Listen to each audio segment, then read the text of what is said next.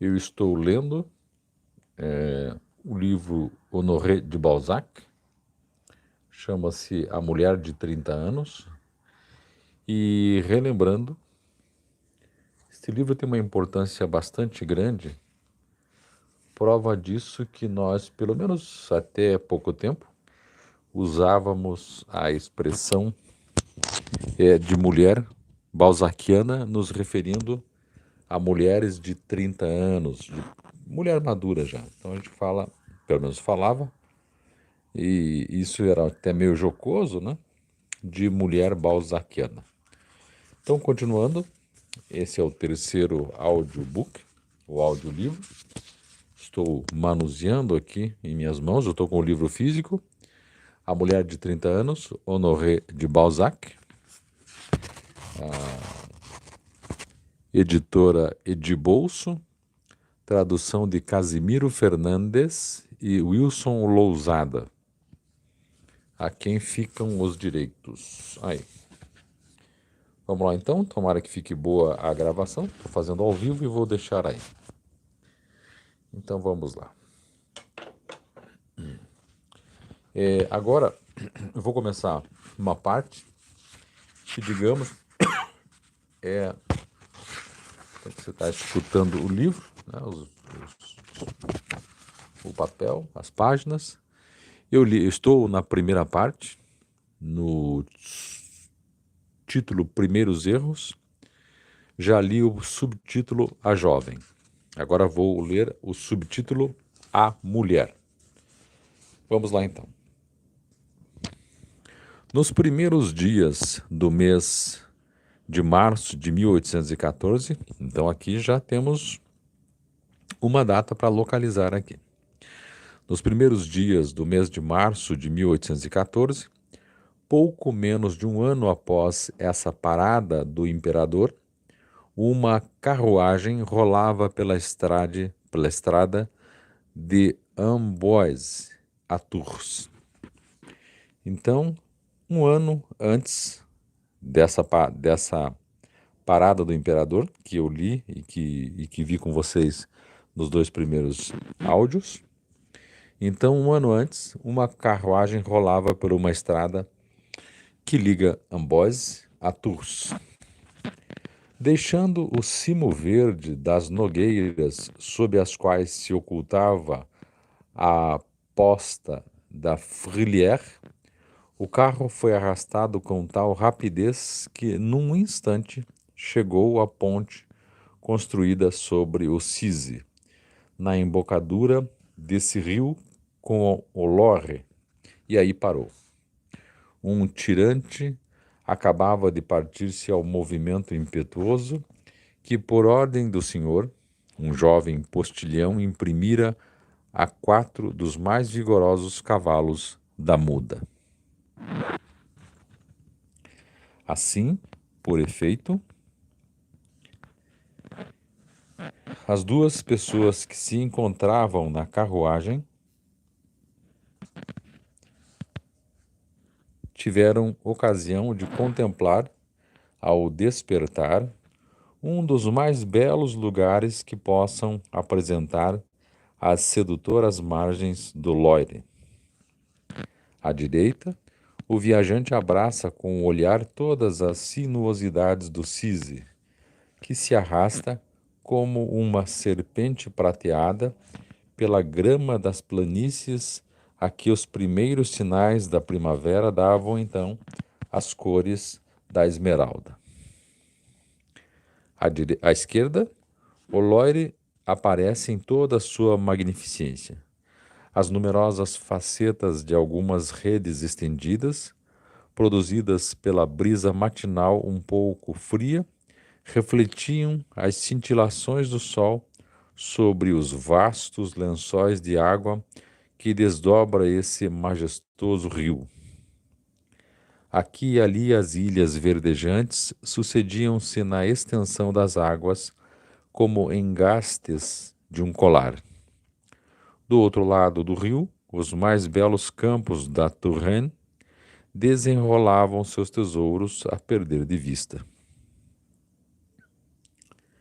No horizonte, A vista só encontra limites nas colinas do Cher, cujos cimos desenhavam nesse momento linhas luminosas no azul transparente do céu. Através da tenra folhagem das ilhas, no fundo do quadro, Tours aparece como Veneza sair do seio das águas. Aliás, Tours parece, como Veneza, sair do seio das águas. Os campanários de sua velha catedral lançam-se nos ares, onde se confundiam então com as criações fantásticas de algumas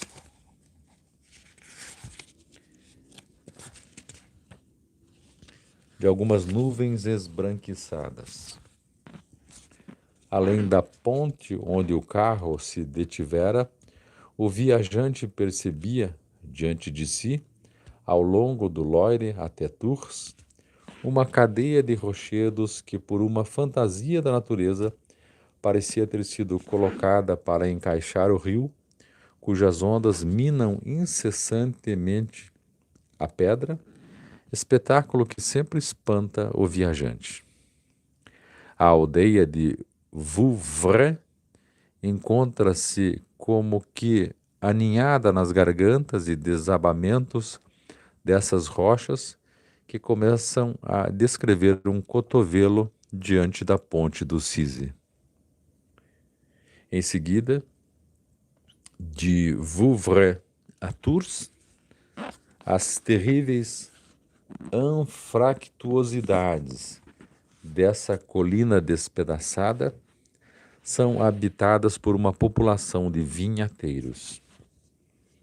Em mais de um lugar há 3 andares de casas perfuradas na rocha e reunidas por perigosas escadarias talhadas na própria pedra. No cimo de um teto, uma mocinha de saia vermelha corre para o jardim. A fumaça de uma chaminé se eleva entre as cepas, e o pântano nascente de uma vinha. Lavradores cultivam campos perpendiculares. Uma velha mulher, tranquila sobre um quarto de rocha desmoronada, gira a roca sob as flores de uma amendoeira e olha os viajantes que passam aos seus pés, sorrindo de seu terror. Inquieta-se tanto com as fendas do solo, quanto com as ruínas pendentes de um velho muro, cujos alicerces só estão presos pelas raízes tortuosas de um manto de era. O martelo dos tanoeiros faz ressoar as abóbadas das adegas aéreas. Enfim, a terra é cultivada por toda a parte e por toda a parte é fecunda, aí onde a natureza recusou terra à engenhosidade humana. Por isso, nada se compara, no curso do Loire, ao rico panorama que a Touraine apresenta então aos olhos dos viajantes. O tríplice quadro desta cena, cujos aspectos estão apenas indicados, proporciona à alma humana um desses espetáculos que ela inscreve para sempre em sua recordação. E quando um poeta a apreciou, seus sonhos, melhor dizendo, vêm quase sempre reconstruir-lhe fabulosamente os efeitos românticos. No momento em que o carro chegou à ponte do Cise, várias velas brancas desembocaram entre as ilhas do Loire, tornando ainda mais atrativo aquele sítio harmonioso. O perfume dos salgueiros que margeiam o rio acrescenta penetrantes odores ao gosto do vento úmido. Os pássaros faziam ouvir seus prolixos concertos e o canto monótono de um guardador de cabras acrescentava-lhe uma espécie de melancolia, enquanto os gritos dos marinheiros anunciavam uma longínqua agitação. Fofos vapores caprichosamente parados em torno das árvores, esparsas na vasta paisagem, nela imprimiam uma única graça. Era a Touraine em toda a sua glória, a primavera em todo o seu esplendor. Essa parte da França, a única que os exércitos estrangeiros não deviam perturbar, era nesse momento a única tranquila e dir-se-ia que desafiava a invasão. Uma cabeça coberta por um boné de polícia mostrou-se fora da carruagem logo que ela parou. Então até aqui você nota que o autor descreve o lugar, as belezas e a delícia de se estar ali. Veja que descrição bastante minuciosa, né? Agora, imagine então a carroça, né, parada, e uma cabeça coberta por um boné de polícia mostrou-se fora da carruagem logo que ela parou. Em breve, um militar impaciente abriu a portinhola e saltou na estrada para discutir com o postilhão. A inteligência com que esse filho da Touraine consertava o tirante partido serenou o coronel, conde d'Aiglemont, que voltou à portinhola, estendendo os braços como para exercitar os músculos entorpecidos, bocejou, olhou a paisagem e pousou a mão no braço de uma jovem senhora cuidadosamente envolvida num manto de peles. Veja que aqui este fato está acontecendo um ano antes daquele desfile militar que você viu na leitura primeira e também na leitura segunda, onde naquele desfile apareceu o Napoleão Bonaparte. Aqui, um ano antes, essa carroça ia em direção a um determinado lugar quando ela se detém num, digamos assim, o que eu entendi aqui, numa ponte que estava sendo consertada. Dentro dessa carruagem desceu este sujeito que viria a ser o namorado da Júlia, não é? Que a gente já viu no 1 e no 2 aqui que eu já li. Desceu, foi lá dar uma olhada a ver o que estava acontecendo com o postilhão, que é provavelmente a pessoa que estava trabalhando lá. Bom, e ele disse: "Vamos, Júlia", disse ele em voz rouca, "desperta para examinar a região. É magnífica." Júlia deitou a cabeça fora da carruagem. Um gorro de Marta cobria-lhe os cabelos e as pregas dos mantos de peles no qual estava envolvida disfarçavam tão bem as suas formas que dela só se via o rosto. Júlia d'Aiglemont já não se parecia com a moça que outrora corria com alegria e felicidade à parada das Tulherias. Seu rosto, sempre delicado, não mais possuía as cores rosadas que antigamente lhe davam um brilho tão rico.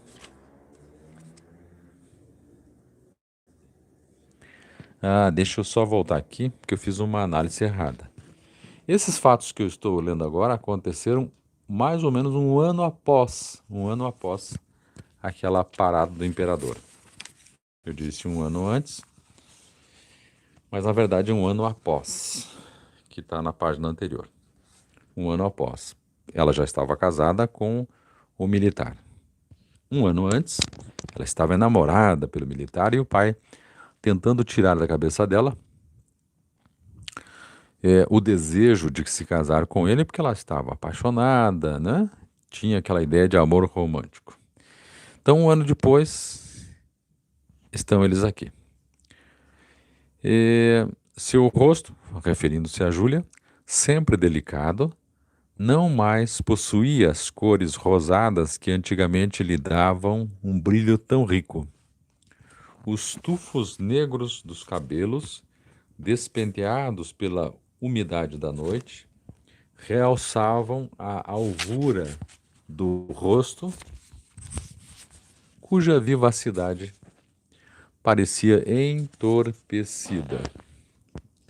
Entretanto, os olhos brilhavam com um fulgor sobrenatural, mas por baixo das pálpebras algumas linhas roxas desenhavam-se nas faces cansadas. Examinou com um olhar indiferente os campos do Cher, o Loire e suas ilhas, Tours e os longos rochedos de Vouvray. Depois, sem querer olhar o encantador vale do Cise, atirou-se prontamente no fundo da carruagem e disse, com voz que ao ar livre parecia de extrema fraqueza: "Oh, é admirável! Como você vê, triunfara o pai para a desgraça sua." Essa expressão, triunfara o pai para a desgraça sua, porque o pai havia dito a ela: você vai se casar e realmente o seu marido vai se mostrar. Não é esse sujeito que você imagina ser. Júlia, não gostarias de viver aqui? Oh, aí ou em outro lugar, disse ela com indiferença. Estás doente? Perguntou-lhe o coronel d'Aiglemont. Não, não sinto nada, respondeu a jovem senhora com vivacidade momentânea. Contemplou o marido sorrindo e acrescentou: tenho vontade de dormir. O galope de um cavalo fez-se ouvir repentinamente. Victor d'Aiglemont largou a mão da esposa e volveu a cabeça para o cotovelo que a estrada fazia nesse lugar. No momento em que Júlia não foi mais vista pelo coronel, a expressão de alegria que ela quisera dar ao rosto pálido desapareceu por completo. Não experimentando o desejo de rever a paisagem, nem a curiosidade de saber quem era o cavaleiro cujo corcel galopava com tanta fúria, acomodou-se novamente no canto da carruagem e seu olhar se fixou na garupa dos cavalos, sem trair qualquer espécie de sentimento. Teve um ar tão estúpido quanto pôde sê-lo o de um camponês bretão ouvindo o sermão do cura. Um jovem, montado num cavalo de grande valor, saiu de repente de um bosque de álamos e espinheiros floridos. É o inglês, disse o coronel. Oh, por Deus, sim, meu general, replicou o postilhão. Ele é da raça dos que querem, segundo dizem, comer a França. O desconhecido era um desses viajantes que se achavam no continente quando Napoleão mandou prender todos os ingleses em represália ao atentado cometido contra o direito das gentes pelo gabinete de St. James, por ocasião da ruptura do Tratado de Amiens. Aqui uma explicação. Em relação ao Tratado de Amiens, diz o seguinte: Gabinete de St. James, nome que se costumava dar ao gabinete inglês por se realizarem suas reuniões no Palácio St. James, morada dos reis da Inglaterra. O Tratado de Amiens foi concluído entre a Inglaterra e Napoleão em 27 de março de 1802, acerca das possessões da Inglaterra, França, Espanha e Holanda. Então vamos lá. Submetidos ao capricho do poder imperial, nem todos esses prisioneiros ficaram nas residências onde se encontravam, nem naquelas que tiveram primeiramente liberdade de escolher. A maior parte daqueles que habitavam nesse momento a Touraine vieram transferidos de vários pontos do império onde sua permanência parecera comprometer os interesses da política continental. O jovem cativo que empairecia, aliás, o jovem cativo que espairecia. Nesse momento, seu fastio matinal era uma vítima do poder burocrático. Já fazia 2 anos que uma ordem emanada do Ministério das Relações Exteriores o arrancara ao clima de Montpellier, onde a ruptura da paz o surpreendera procurando convalescer de uma doença do peito. Logo que o jovem reconheceu um militar na pessoa do conde d'Aiglemont, apressou-se em evitar-lhe os olhares, volvendo bruscamente a cabeça para os prados do Cise. Todos esses ingleses são insolentes, como se a terra lhes pertencesse, disse o coronel, resmungando. Felizmente, Soult vai ensinar-lhes a viver. Soult. Soult é o Nicholas Soult. Viveu de 1769 a 1851. Era duque da Dalmácia, marechal da França, mandado por Napoleão a conter a invasão inglesa no Béarn, parte do atual departamento dos Baixos Pirineus. Derrotado em Pampelune e em Bayonne, conseguiu infligir uma derrota aos invasores na Batalha de Toulouse, em março de 1814.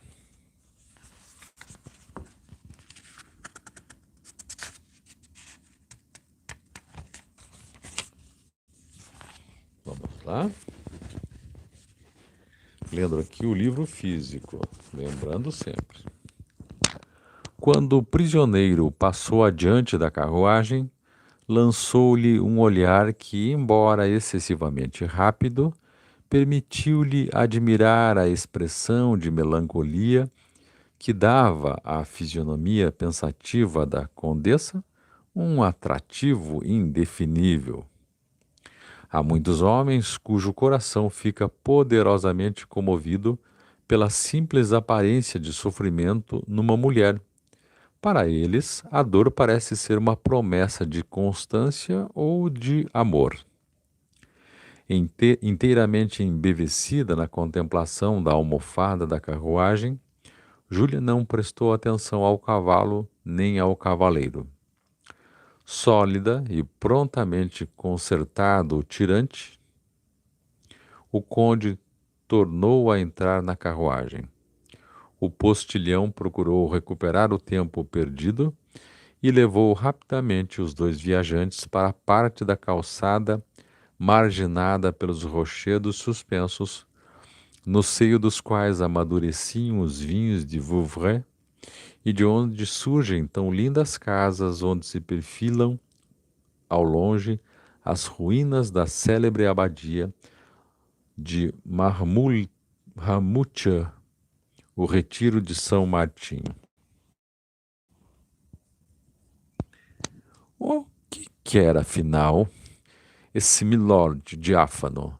Exclamou o coronel, volvendo a cabeça para certificar-se de que o cavaleiro que, desde a ponte do Cise, acompanhava a carruagem era o jovem inglês.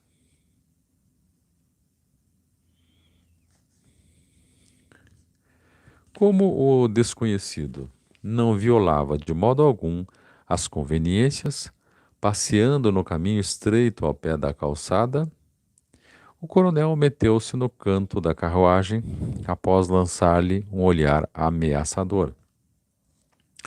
Mas não pôde, apesar de sua involuntária inimizade, deixar de admirar a beleza do cavalo e a elegância do cavalheiro. O homem tinha um desses semblantes britânicos cuja cor é tão fina, a cútis tão macia e branca que se fica às vezes pensando que pertencem ao corpo delicado de uma moça. Era loiro, esbelto e alto. O traje tinha esse requinte de cuidado e asseio que caracteriza os fidalgos da grave Inglaterra. Dir-se-ia que ele corava mais por pudor do que por prazer ao aspecto da condessa.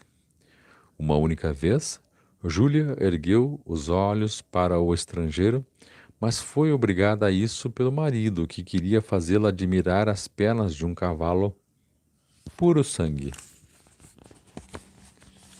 Os olhos de Júlia encontraram então os do tímido inglês. Desse momento em diante, o fidalgo, em vez de seguir de perto a carruagem, acompanhou-a a alguns passos de distância. A condessa mal olhou para o desconhecido, sem se interessar pelas perfeições humanas e equinas que lhe eram assinaladas, atirou-se para o fundo da carruagem após ter feito um leve movimento com as sobrancelhas em sinal de aprovação do marido. O coronel tornou a adormecer e os dois esposos chegaram a Tours sem trocar uma única palavra e sem que as maravilhosas paisagens do cenário variado em que viajavam atraíssem uma só vez a atenção de Júlia.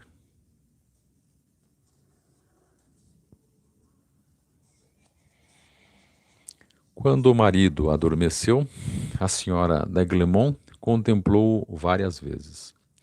Ao último olhar que lhe dirigiu, um solavanco fez cair no colo da jovem senhora um medalhão suspenso ao pescoço por uma corrente de luto.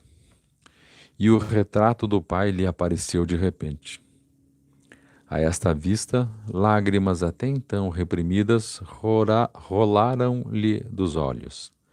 O inglês viu talvez os vestígios úmidos e brilhantes que o pranto deixara um momento nas faces pálidas da condessa, mas que o ar secou prontamente. Aqui então o pai dela já falecido, e note, o inglês está tentando fazer aqui o cerco, né?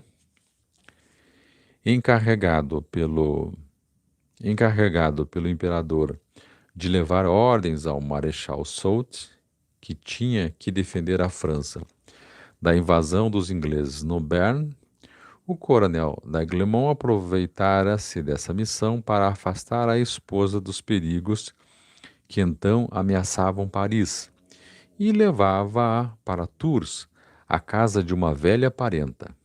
Muito breve, a carruagem rodou nas ruas de Tours, na ponte, na rua principal, e deteve-se diante do velho palacete, onde morava a ex-condessa de Listomère-Landon. Essa ex-condessa, estão as notas de rodapé aqui, ex-condessa porque a Revolução aboliu os títulos de nobreza restabelecidos mais tarde pela Restauração. A senhora Listomère-Landon também retomará dentro em pouco o seu, que a começar da linha seguinte, Balzac lhe restitui por antecipação, suprimindo a partícula es.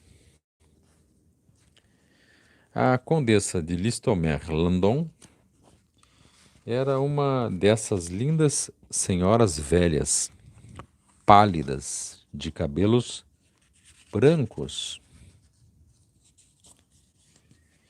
que têm um sorriso meigo, dão a impressão de trazer anquinhas e usam na cabeça uma touca de uma moda desconhecida. Retratos septuagenários do século de Luís XV, essas mulheres são quase sempre carinhosas, como se ainda amassem, menos piedosas que devotas e menos devotas do que parecem. Sempre cheirando a pó, a marechala, contando bem, conversando melhor e rindo mais que uma recordação do que de um gracejo. A atualidade desagrada-lhes.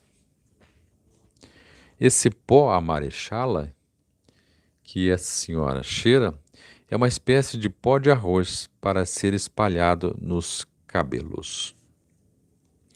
E quando diz aqui que a atualidade desagrada-lhes, é aquela velha expressão de dizer, quando a pessoa já está velha, dizer, ah, no meu tempo era melhor, né? Hoje em dia, não entendo essa juventude, então é mais ou menos assim para a gente poder entender e saber que era uma senhora, já uma velha senhora. E aqui ficamos, porque daí no próximo eu vou ler já eles chegando, conversando com essa senhora, descendo da carruagem e o que será que aconteceu com esse inglesinho. Parece um homem bonito, um homem interessante. O que será que aconteceu? Porque ele notou a nossa protagonista dentro dessa carruagem. Vamos aguardar para ver o que acontece. Tá certo? Então é isso. Essa é a leitura por enquanto. E essa é a leitura por enquanto. Vamos para uma próxima. Um abraço.